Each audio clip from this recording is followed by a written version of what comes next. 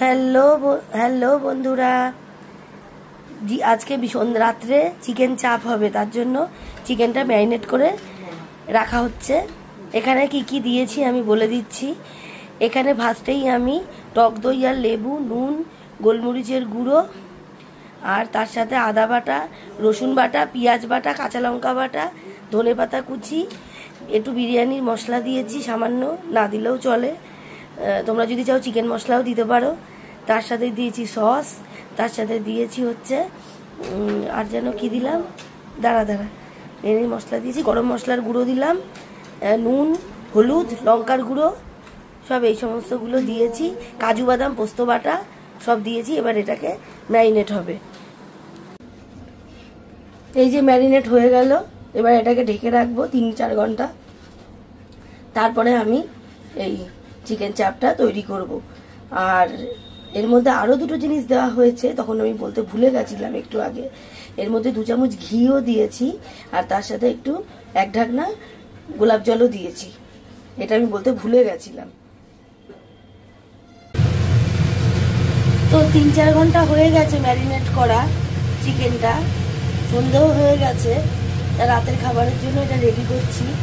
এখানে আছে গরম মশলা, গোটা গরম মশলা, তেজপাতা দিয়ে দিলাম ফোড়নে।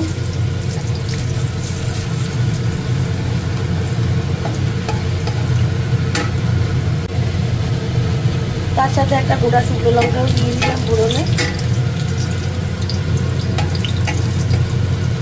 একটু নাড়াচাড়া করে চিকেনটা ঢেলে দিলাম।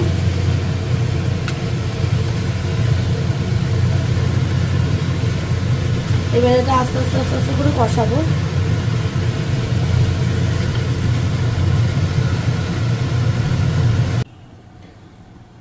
কিছুক্ষণ হয়ে গেছে, এবার ঢাকাটা খুলে দেখি কি অবস্থা, ফুটছে। ভালোই তো সেদ্ধ হচ্ছে।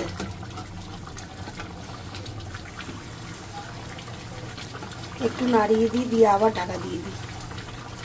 জলটাও বেরিয়েছে, দই দেওয়া যেহেতু, দইয়ের একটা জল আছে, তো মাংসর একটা জল আছে, পেঁয়াজ আদা রসুনের জল আছে, এগুলো থেকে জলটাও বেরিয়েছে।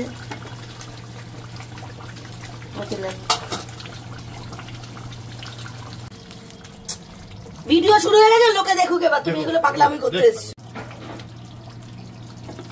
এইবারে অনেকটা হয়ে গেছে, কি সুন্দর গ্রেভি গ্রেভি, এইবারে অনেকটা হয়ে গেছে।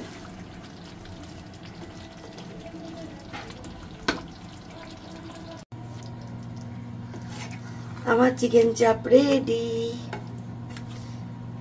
Tata, bye bye. এখন রাত্রিবেলার খাবারটা জমে যাবে পুরো। টাটা।